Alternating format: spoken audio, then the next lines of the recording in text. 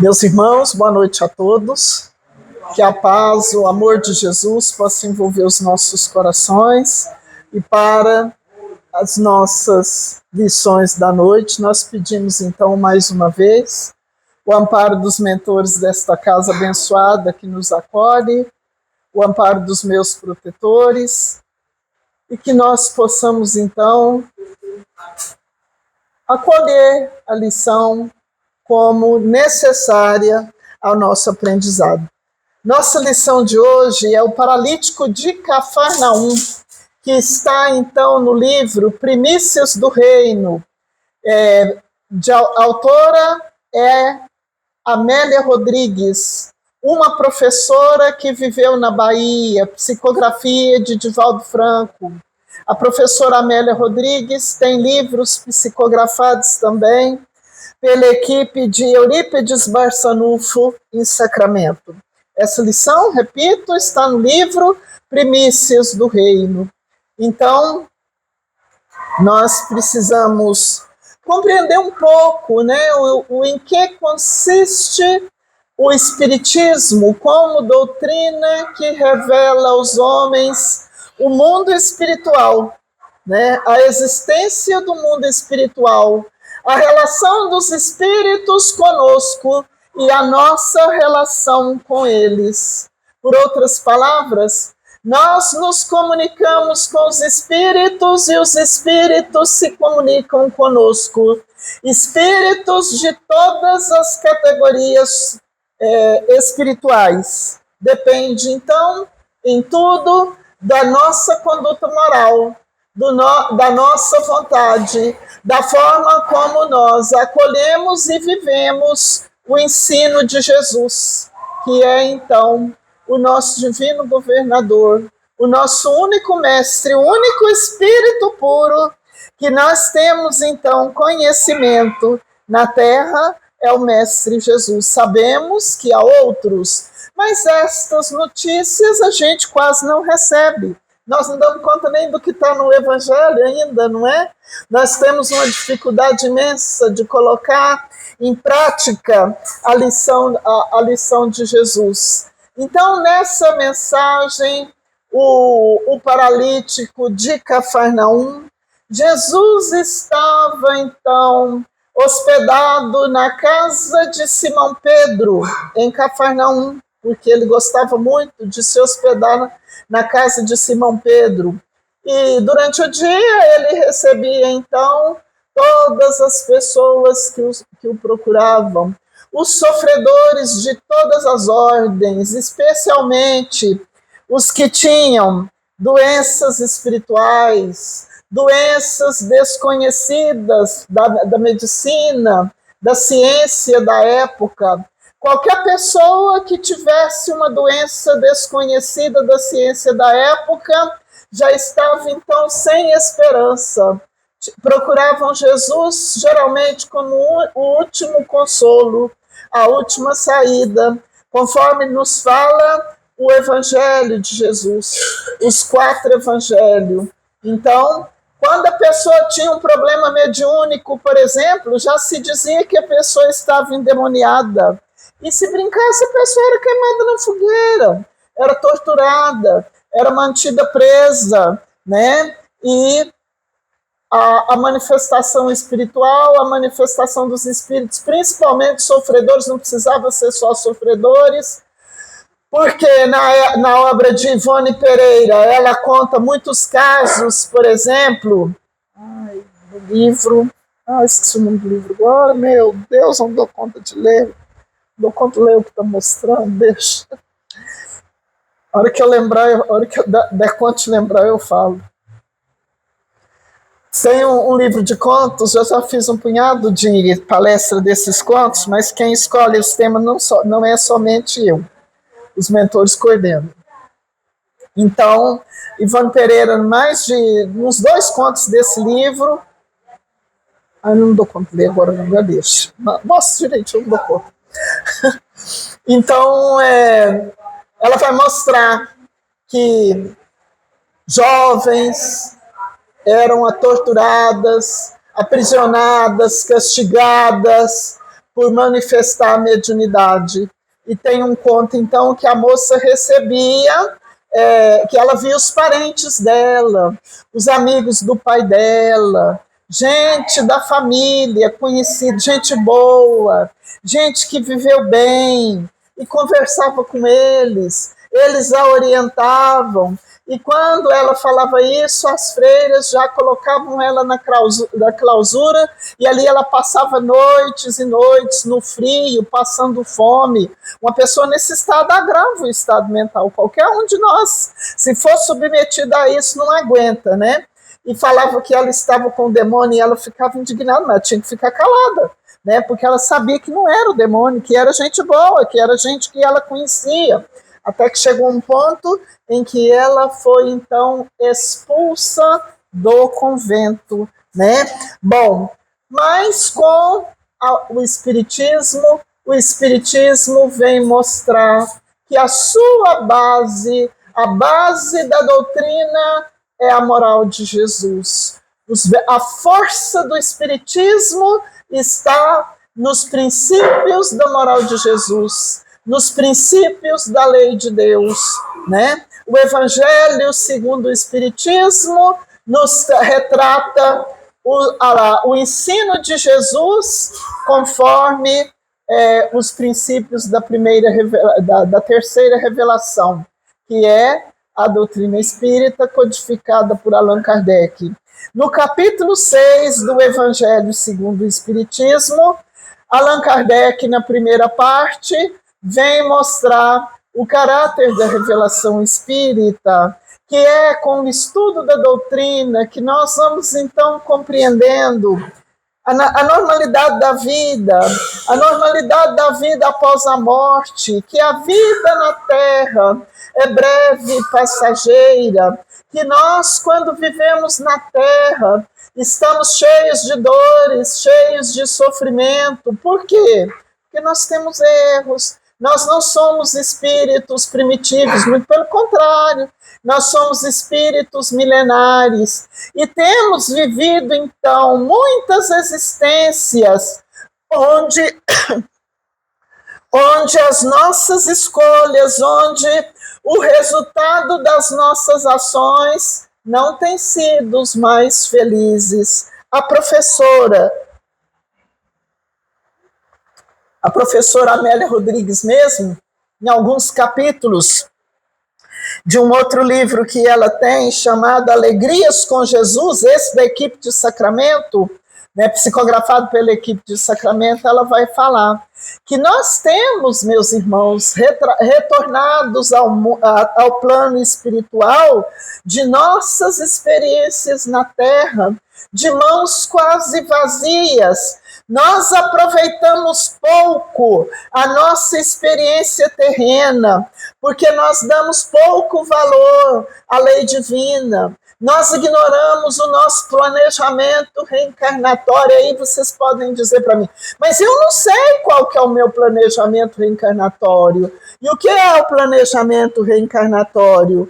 É o nosso plano de vida elaborado de acordo com a nossa necessidade. Cada um tem o seu. Quem não sabe, eu não sei se eu já disse isso aqui, se eu já disse, peço licença aos irmãos para dizer que a leitura do livro Os Mensageiros, né, autor André Luiz, psicografia de Chico Xavier, lá tem no livro Os Mensageiros diversos capítulos onde tem o planejamento reencarnatório dos médiuns. Eu vou dizer alguns dos capítulos aqui: a queda de Otávio, o desastre de Acelino, a experiência de Joel, Belarmino, o doutrinador. São capítulos onde André Luiz coloca lá para nós, numa clareza muito grande, o planejamento reencarnatório dos médiuns. Cada um de nós temos o nosso planejamento reencarnatório. É só com o estudo da doutrina, com o estudo dos princípios básicos da doutrina, que nós vamos compreendendo, então, o mecanismo da vida, o mecanismo da providência divina, como é que a misericórdia infinita de Deus nosso Criador e Pai, criou e governa e rege todo o universo por leis de amor, de justiça e de caridade.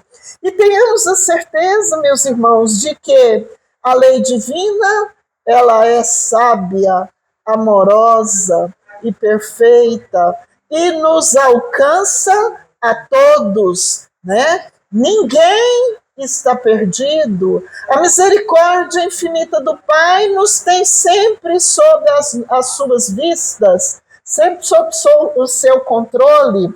Eu costumo lembrar que quando a gente vai estudando a doutrina, quando a gente vai começando a aprender, porque todos nós somos, então, aprendizes do Evangelho de Jesus e estamos nas primeiras lições, nos primeiros passos. Eu confesso que me surpreende sempre, que é assustador o controle que a espiritualidade superior tem sobre os nossos atos, sobre a nossa vida, sobre as ocorrências da nossa vida, nos mínimos detalhes, nas mínimas situações, a ponto de a gente pensar e de repente falar, nossa, mas até isso meus protetores, viu? Até nisso eles estão me socorrendo. Nada passa, nada fica esquecido. Muitas vezes até graça que a gente não pediu, porque não pensou, porque não estava vigilante, a gente recebe. E é assim, então, que a casa de Simão Pedro estava abarrotada de gente, porque a presença de Jesus era anunciada antes mesmo dele chegar nas cidades onde ele visitou. E tem livro que fala que quando Jesus ia chegar nos lugares, seus amigos, por exemplo, que Jesus tinha os seus amigos não o procuravam só pela dor, procuravam pelo amor, pela amizade, pelo companheirismo, né? Então, esses adiantavam todos os seus trabalhos, todos os seus fazeres, para deixar o tempo livre, para aproveitar a presença dele naqueles lugares. E, nessas situações, os doentes, os fracos, os sofredores, de todas as classes sociais, porque não foi só Nicodemos, aquele doutor da lei, de que nos fala a história do Evangelho, que procurou Jesus à noite, naquela tentativa de passar oculto à vista da multidão.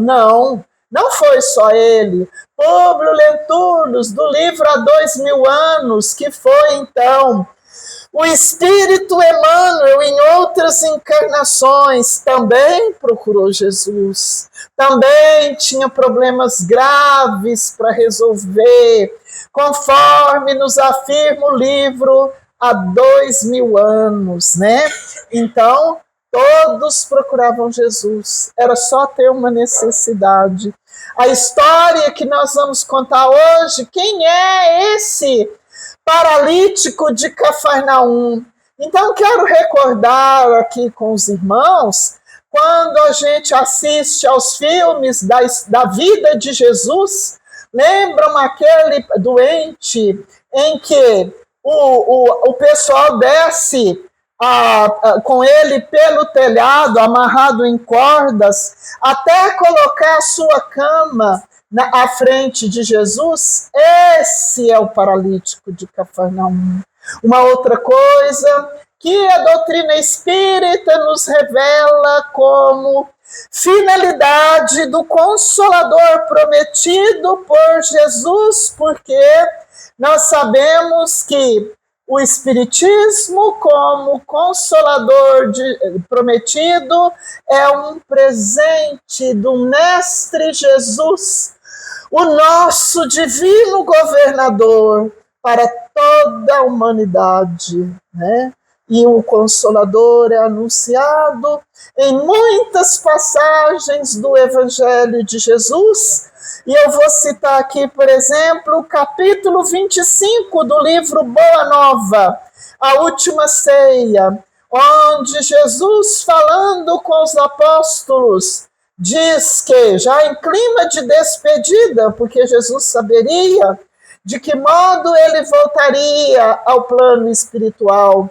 O tempo em que Jesus veio estar entre nós foi um tempo relativamente curto. E mais curto ainda foram os 3 anos em que ele nos deu a sua divina mensagem, que está então nos 4 evangelhos, e o Consolador prometido, que é promessa, que é presença de Jesus, permite então que os espíritos superiores revelem através da mediunidade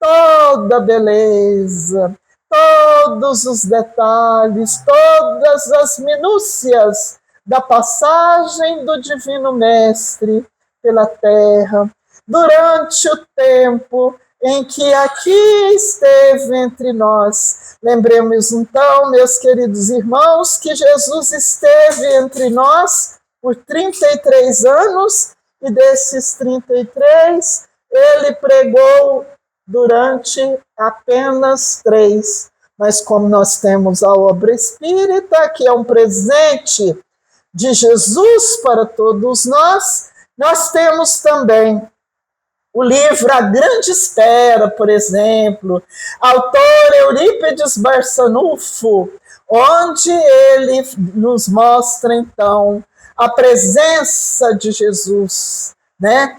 O grande adolescente, então com 16 anos, né? Nessa época, Jesus ainda não estava em atividade, mas como espírito puro, já irradiava a sua luz, as suas bênçãos, o seu magnetismo divino, onde ele se achava, a ponto de, por exemplo, se chegasse aqui em Uberlândia, nessas cidades vizinhas, todos aqueles que estivessem ligados a Jesus eram beneficiados pela presença magnífica, pelo magnetismo amoroso do grande adolescente. E diz nesse livro, que eu li há muitos anos, deve ter uns 15 anos ou mais que eu li esse livro. A espiritualidade tem recursos para me ajudar a lembrar, né? O livro da Ivone Pereira chama Sublimação. Não dei conta. Sublimação. Um livro maravilhoso de história curta, cuja leitura recomendo para os irmãos. Sublimação. Então, quando a gente quem chegasse à frente de Jesus, então, nessa época, com 16 anos, não era preciso se comunicar através da palavra articulada, como nós estamos fazendo aqui. A comunicação se dava através do pensamento, através do sentimento. E todos aqueles que tiveram, então, o privilégio de conviver com o grande adolescente, na época em que o livro A Grande Espera narra para nós, eram beneficiados pela sua presença. Então, todos aqueles que eram curados por Jesus, nos diz a professora Amélia Rodrigues, como os leprosos que ele curava. Quem eram os leprosos? Os rancenianos de hoje, porque hoje a gente não usa essa palavra leproso, hoje é ranceníase. A ranceníase hoje tem cura, tratamento pelo SUS, né? E naquela época não tinha. Então Jesus fazia suas curas e pedia para que não dissesse a ninguém. Curou a sogra de Simão Pedro e determinou a ela que não dissesse a ninguém. Mas como não dizer? De coisa tão maravilhosa, né, se foi curado de uma doença, eram cegos que recobravam a vista, eram mudos que recobravam o dom da fala, paralíticos que recobravam o movimento do corpo, a capacidade de andar, e a fama de Jesus se estendia por toda parte, né? Então, o paralítico também tomou conhecimento, vou contar tudo diferente. O paralítico também tomou conhecimento de que Jesus estava lá e queria ir. Mas quando ele viu a dificuldade que era, o tanto de gente que ia lá, ele falou, não vou dar conta. E uma tristeza muito grande começou a tomar tomou conta dele, ele ficou até deprimido, né? Que tinha que alguém levá-lo. Mas antes de eu contar mais um pouco do paralítico, era tanta gente que procurava Jesus, que o ar perto, o lugar ficava congestionado. Um calor muito grande, quando a gente vai não tem multidão, né? Eu, como professor não gosto de ficar no meio de multidão, não. Atendeu na escola, acabou, a gente não gosta disso, não. Né? E os enfermos chegavam em bandos, sofridos, e Jesus tinha então aquela capacidade de atender a todos, cheios de sabedoria, cheios de compaixão. E Simão Pedro estava de longe contemplando aquele quadro que ele achou magnífico, o mestre dentro da sua casa, e curava dentro da sua casa. E a sua casa foi escolhida para que ele pudesse, então, realizar as curas.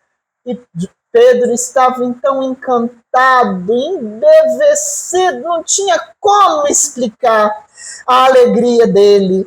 E o tempo ia passando, o dia ia correndo, e nunca diminuía o número de pessoas que procuravam Jesus. Houve uma hora em que Simão olhou para Jesus e notou que o mestre lhe parecera cansado, fatigado, exausto, né, de tanto atender as pessoas. Simão percebeu isso e percorreu rapidamente a distância que o separava do mestre. Chegou perto do mestre e deu um grito: basta! O mestre está cansado, o mestre está fatigado. E puxou o mestre pela mão amorosamente e conduziu Jesus para a praia que tinha perto da sua casa. E Jesus então sentou para descansar no tronco de uma imensa árvore, cujas raízes avançavam para o mar, né? E ficou lá em silêncio, meditando. E Simão, sem saber o que fazer, se sentou perto de Jesus e também meditava. Observava a figura de Jesus, o magnetismo de Jesus, a sua aparência física, que era incomum, invulgar, a beleza misteriosa de Jesus, a sua sabedoria, a sua capacidade de dizer pouco e falar muito. Mas como que é isso? O Espírito Superior fala com a gente assim, uma palavrinha ou duas, rapidinho, e o resto é por nossa conta. A meditação, outros recursos que dispõem a espiritualidade superior para nos orientar, para nos consolar, para nos confortar e nos ensinar. Ah, mas isso não acontece comigo, não é? Claro que acontece. Não existe ninguém privilegiado. Ah, mas como se eu nunca senti? Todos nós estamos, então, em contato com a espiritualidade superior. Mas como? Nós não temos o nosso anjo de guarda?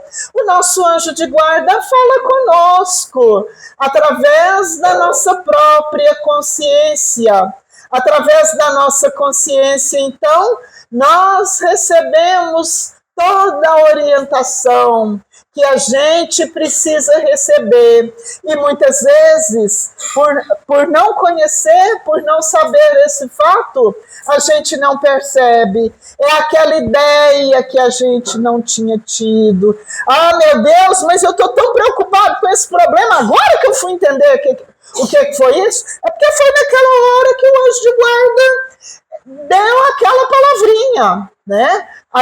Aquela luz necessária para que o assunto fosse resolvido. Outras vezes a gente recebe a orientação e não quer, porque a orientação superior, ela não é de acordo com o nosso desejo, ela é de acordo com a nossa necessidade moral, de acordo com a nossa necessidade espiritual, né? Então a gente fica, de um lado, a gente tem a orientação recebida, e do outro lado a gente tem o nosso comodismo. Mas não vou fazer isso, não. Eu quero fazer assim, eu quero fazer do meu jeito. Mas a consciência mostra outra.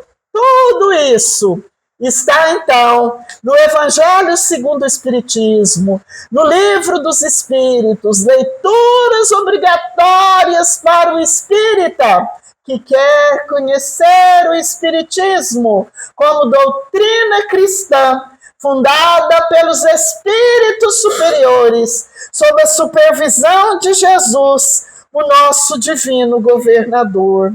Então, houve um momento em que Simão olhou para Jesus e, de repente, ele ficou triste, porque ele percebeu que Jesus chorava. Ele falou, mas não é possível, não estou entendendo. Por que Jesus está chorando? Porque hoje foi tudo um sucesso, né? E ele vai falar com Jesus, mestre, por que choras? Eu espero, mestre, que o Senhor esteja chorando de felicidade. E Jesus responde para ele, choro, Simão, choro sim, mas de tristeza. Por quê?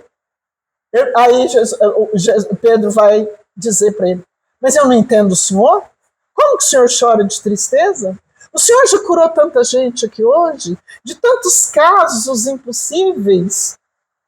O senhor já foi desafiado pelos fariseus, pelos materialistas, pelos seus inimigos, e a todos o senhor respondeu cada desafio com sabedoria, de modo inteligente. Ah, mestre, não sei por que o senhor chora, eu não consigo entender.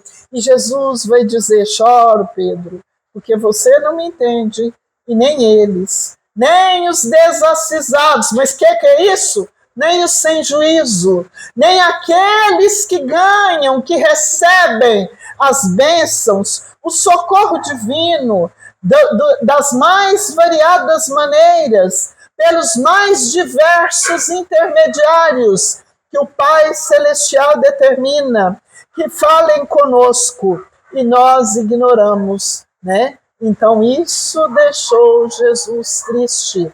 E ele vai explicar que, enquanto Pedro estava avaliando o que era bonito, o que era alegre, o que devia ser felicidade para o mestre, através do que ele viu,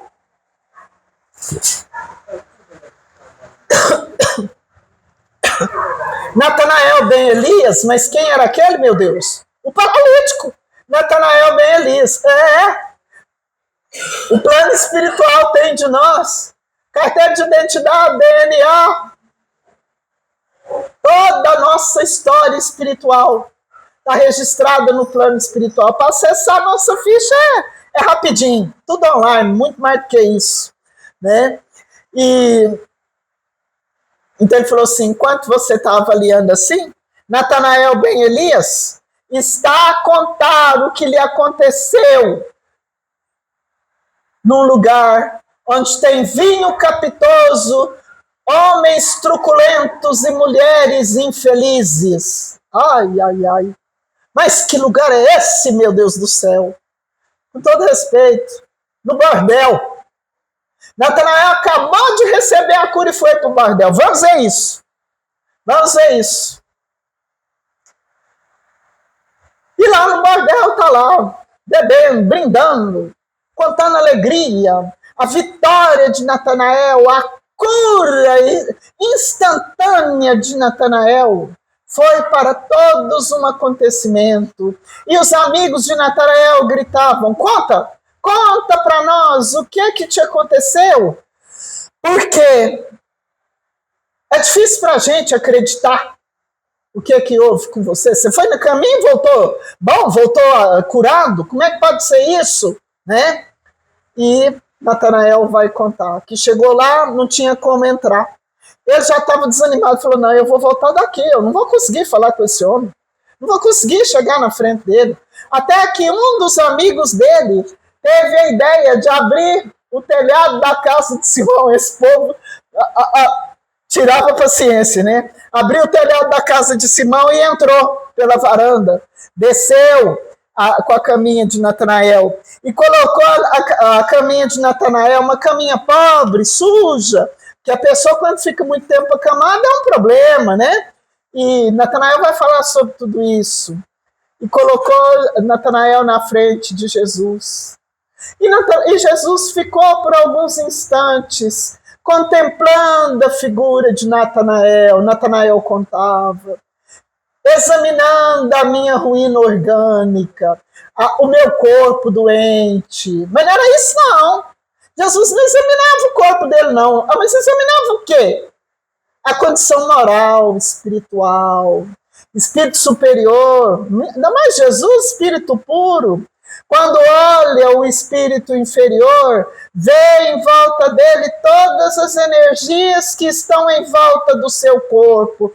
Toda a nossa história de vida, todos os nossos pensamentos, todos os nossos atos, quem a gente foi em vidas passadas, o que somos agora, porque estamos enfrentando tais e tais provas. O que seremos amanhã? Porque, popularmente, quem conhece a doutrina espírita, vamos dizer assim, mais popular, no nosso linguajar, que a gente entende, o nosso ontem determina o nosso hoje, e o nosso hoje determina o amanhã. Mas como que é isso? As experiências que eu vivo hoje, todas elas, são colheitas do que eu plantei ontem. São resultados das ações que eu pratiquei ontem. E a forma como eu vivo hoje, a forma como eu enfrento a dor, como eu enfrento a dificuldade, como eu sofro os reveses que a vida me apresenta, não por injustiça, não por castigo do Pai, porque o Pai não castiga ninguém, mas tudo que a gente vive é resultado das ações que nós próprios praticamos. E a forma como a gente vive hoje determina o nosso amanhã. E a espiritualidade também determina isso. Quando vê isso, quando nós chegamos aqui, os mentores desta casa já estão nos examinando a condição moral e espiritual de cada um de nós. Se estamos enfermos, todos nós temos um tipo ou outro de doença. Por que estamos? Como é que a gente vive? Como é que nós vivemos? Como é que eles fazem isso? Dotados de visão para esse fim. André Luiz faz algumas explicações interessantes, por exemplo, no começo do livro Os Mensageiros, quando ele conta que após viver as experiências de nosso lar, as experiências onde ele veio visitar a sua família, nos capítulos finais de Nosso Lar, e ele então chega, todos já haviam esquecido ele, devido a ações mesmo que ele praticou, pai ausente, pai que não soube ser amigo dos filhos, uma série de coisas, está tudo lá no livro Nosso Lar, né? E O maior revés que ele enfrentou foi encontrar sua esposa Zélia casada em segundas núpcias, totalmente identificada com o marido, extremamente triste porque o marido estava gravemente enfermo e ele teve muitas dificuldades. E agora eu ajudo esse homem ou deixo ele morrer? Ficou naquela dificuldade porque o homem velho ainda estava muito forte dentro dele, até que ele pensou e falou, não posso deixar. Eu já aprendi algumas lições, eu não posso deixar. Ele falou, mas eu não dou conta de ajudar ele. Tentou, não deu conta. Fez orações, fez prece e chamou a enfermeira Narcisa. E ela veio ajudá-lo a socorrer o homem. Com esse fato, André Luiz completou o seu ciclo de aprendizado. Não dá tempo de eu contar isso tudo, porque senão não dou conta de terminar a história do Cafarnaum. Né, Rosana, até que hora que eu vou? Oh, beleza. Então vamos lá.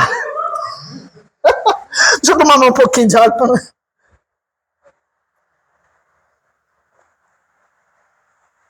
Aí ele conta que quando foi começar as tarefas no livro Os Mensageiros, ele e Hilário Silva receberam no plano espiritual reforço para a sua capacidade de visão, de percepção, para que eles pudessem melhor perceber os fatos do ponto de vista espiritual e para que assim pudessem ajudar os seus semelhantes. Porque qual é a função dos benfeitores espirituais, dos mensageiros de Jesus? Trabalhar como auxiliares do Cristo. E nós também, os encarnados, enquanto médiuns. Ivone Pereira, nas suas obras, no livro Recordações da Mediunidade, por exemplo, vai dizer que o médium é ajudante do mundo espiritual. Ah, mas eu sou muito pequeno. Esquece que é pequeno e ajuda da melhor forma que pode. Deus sabe o tamanho que a gente tem, a nossa capacidade. Tá difícil? Oh, meu Deus, eu preciso de reforço. E o reforço vem instantaneamente para cada um de nós, não é só para medo, não. Medo é uma pessoa comum, né? Não é com nada. Até para a gente fazer uma prece com um irmão, dependendo de um caso, não é? Dependendo do caso, eu preciso pedir reforço. Ó, me guarda aí que eu preciso fazer oração para tal pessoa. E eu ainda falo com o doutor Bezerra, esse cargo de médico dos pobres não é fácil, não, né? Doutor Bezerra, eu preciso pedir. Eu sei que tem uma dificuldade, mas se eu não pedir, quem é que vai pedir? O médico serve para pedir. Mas se aprender a pedir, já serve para alguma coisa. Bom, e o Natanael falou que há muito tempo que ele havia perdido a esperança de sair daquela cama infecta.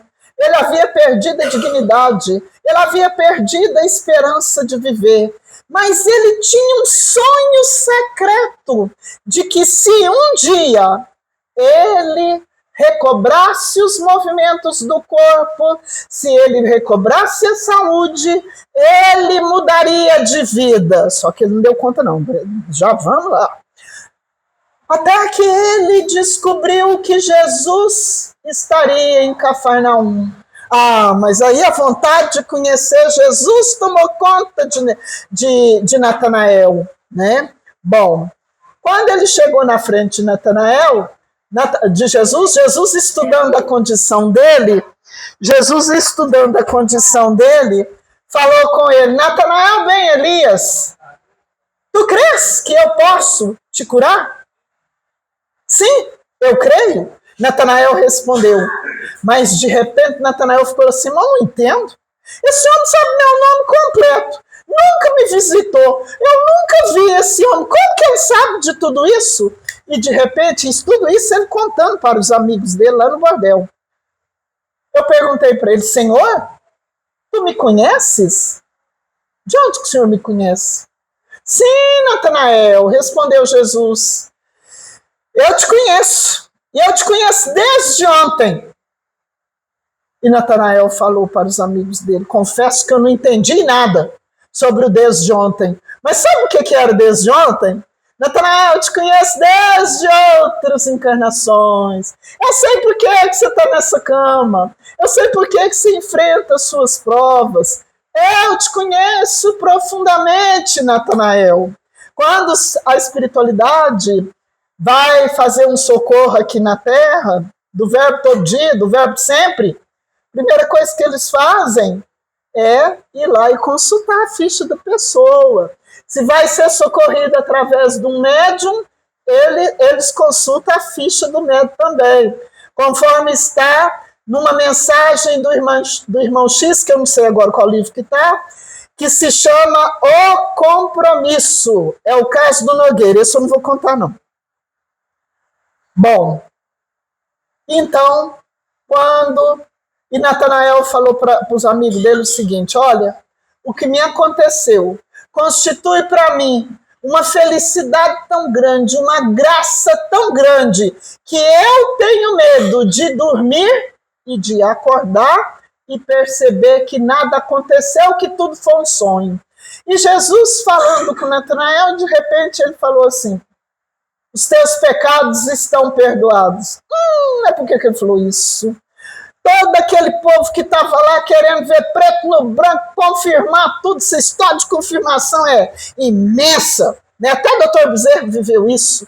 Dr. Bezerra, quando começou firme no espiritismo, ele deixou a fé por alguns tempos e fundou um centro espírita, e lá era-se o espiritismo evangélico certinho. E lá e tinha um outro grupo, chamado grupo dos cientistas, dos que queriam comprovação de tudo, era cheio de gente. Lá no grupo do Dr. Bezerra ia só um pouquinho, porque o povo, geralmente, a grande multidão, não está preparada ainda para se aprofundar no ensino de Jesus. Só que é o que é mais fácil, né? E, então, Jesus pergunta para a multidão: o que é mais fácil dizer? Os teus pecados estão perdoados, ou dizer ao enfermo: levanta-te e anda? E apontou para Natanael e falou: levanta, toma a tua cama e vai para a tua casa. E Natanael foi para casa? Não. Foi para onde? O bordel. Mas por que ele foi para o bordel? Porque a casa de Natanael era a casa mental, a casa do coração, a casa que tinha a ver com as suas inclinações morais, com seus desejos mais secretos, né? E ele então foi para o bordel. E Jesus narra tudo isso para Simão Pedro, dizendo: enquanto você avalia o que é alegria, o que é felicidade pelo que você vê, Natanael, com alegria infantil, quer dizer que ele não era mau, quer dizer que ele só não tinha maturidade, né? Conta o caso em lugar onde tem vinho capitoso, amigos truculentos e mulheres infelizes. Mas então vamos refletir aqui um pouquinho. Natanael estava lá porque ele era infantil, ele recebeu uma graça, foi curado de uma enfermidade grave. Mas então, o que seria necessário para que Natanael amadurecesse moralmente, espiritualmente? Olha, as próprias experiências do dia a dia. O maior exemplo que ele teve foi, então, a cura que ele recebeu de Jesus. Se ele não quisesse, o que aconteceria com ele? Ele ficaria enfermo outra vez. Vou contar uma história que, por exemplo, o irmão X, no livro Luz Acima, ele tem lá uma história que se chama Rogativa Materna. A dona Malvina era a mãe, o Ildefonso era o filho, um jovem de 18 anos, um menino maravilhoso, mas vocês precisam ver que menino de ouro, 18 anos. vivia numa cadeira de rodas. O moço lia o evangelho, fazia evangelho no lar, fazia as orações com a mãe. Não, mas era filho para ninguém botar defeito. E Dona Malvina, uma cristã verdadeira, uma trabalhadora espírita de mão cheia. Ela pensava assim, mas não é possível, meu Deus. Um jovem como meu filho numa cadeira de rodas. E Dona Malvina conhecia o espiritismo profundamente. Era uma trabalhadora do bem. E ela tanto fez e tanto trabalhou. E tanto conquistou espíritos evoluídos para a sua causa, que o jovem Ildefonso foi curado. Ai, ai, ai. Se transformou num verdadeiro funcionário do clube noturno, né? Profissional do jogo, das noitadas. Quando foi um dia, ele deu um desfalque ele falsificou uma assinatura de um parente da Dona Malvina. E o parente foi lá e apresentou o cheque, a Dona Malvina teve que pagar. E ela foi chamar a atenção dele. E não foi a primeira vez, que agora estou contando só um pedacinho. E não foi a primeira vez. E ele agrediu a mãe. Dona Malvina, aquilo foi a gota d'água, ficou calada, chorou, engoliu o choro, né, como diz assim. Foi para o seu quarto e orou durante a noite e disse: olha, meu Deus, eu peço perdão ao Senhor, porque realmente eu não sei o que é melhor para o meu filho. Eu não sei como ajudá-lo. Eu entrego meu filho, Senhor, aos seus cuidados, para que o Senhor faça por ele o que o Senhor realmente achar melhor. E Dona Malvina, fazendo essa prece cheia de fé, cheia de confiança em Deus, reconhecendo o seu erro, que pediu tanto, insistiu tanto, né? Que no outro dia, para espanto de todos, o jovem Ildefonso amanheceu paralítico. Provavelmente, Natanael voltaria para a sua caminho. Né? Provavelmente. Tem muitos livros que falam da história de Jesus e não é o primeiro caso dessas coisas que acontecem, não. Né? Então, quando a gente recebe uma bênção, uma graça espiritual, o que é que a gente precisa fazer? Trabalho no bem, se melhorar mais, praticar a caridade, ser mais tolerante, ser mais amigo dos parentes difíceis, ser bom filho, ser bom pai, ser bom esposo. Honrarás o teu pai e tua mãe significa honra a tua família, a tua esposa, o seu esposo, os filhos, o genro, a nora, os netos. Então, esse mandamento é o mandamento da família, que está no capítulo 14 do Evangelho segundo o Espiritismo: honrai a vosso pai e a vossa mãe. Então, cada graça, cada bênção, cada alegria que a gente recebe da providência divina significa uma responsabilidade maior nossa, da nossa parte, perante o Pai Celestial, perante a espiritualidade que vela por nós, perante a nossa própria consciência, não é? Então, às vezes a gente acha que para a gente receber essas bênçãos, a gente precisa, vai ser só na outra vida. Nem sempre. Então nós temos lá no livro A Vida Escreve, autor Hilário Silva, uma mensagem belíssima, famosa. Não sei nem se eu já contei essa história aqui, mas vocês têm que ter paciência com esse povo que fala que a gente repete as histórias. A gente não dá conta de trazer só história nova, não. Né? Então eu peço paciência, tolerância, né? Mas lá tem a história do Saturnino. O Saturnino reencarnou para que nas suas provas, num determinado momento da vida dele, ele perdesse um braço. Saturnino era um fazendeiro. Mas o Saturnino, nessa existência, ele estudou a lição direitinho, ele começou a aprender a lição. Um espírita cheio de caridade, um homem bonzinho, um homem honesto. Não, mas pessoa boa estava ali. Mas Saturnino era maravilhoso. Um verdadeiro pai para os seus empregados.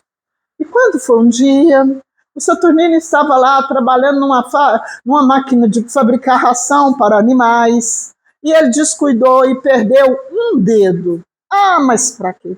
Saturnino quase morreu de desgosto.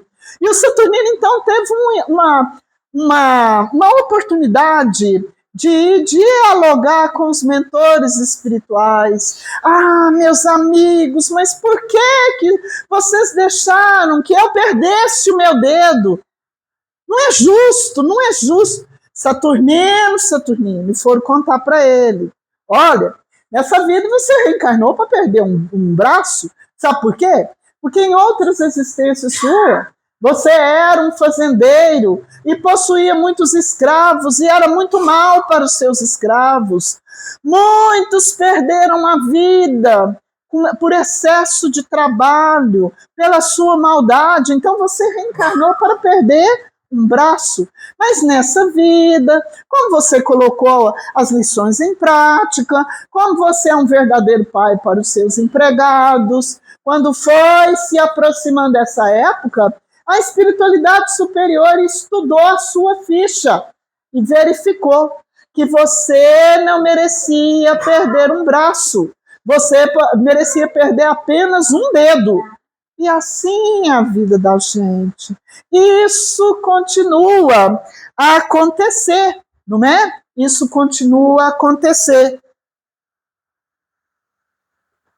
E Jesus, então, vai falar, ele vai fazer umas considerações aqui, que elas estão, a maioria delas, no capítulo 6 do Evangelho segundo o Espiritismo, falando a Simão que mandaria o Consolador, e que o Consolador estaria por tempo indefinido junto de toda a humanidade, nos ajudando a compreender a mensagem que o Mestre veio trazer para nós. E que, para divulgar esta mensagem, até as sepulturas falariam.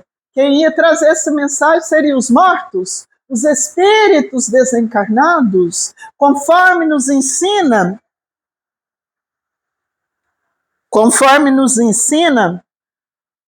o prefácio do Evangelho segundo o Espiritismo, né? Que os espíritos superiores falam de um canto a outro do planeta, como se fossem trombetas irradiando, comunicando a mensagem divina, né?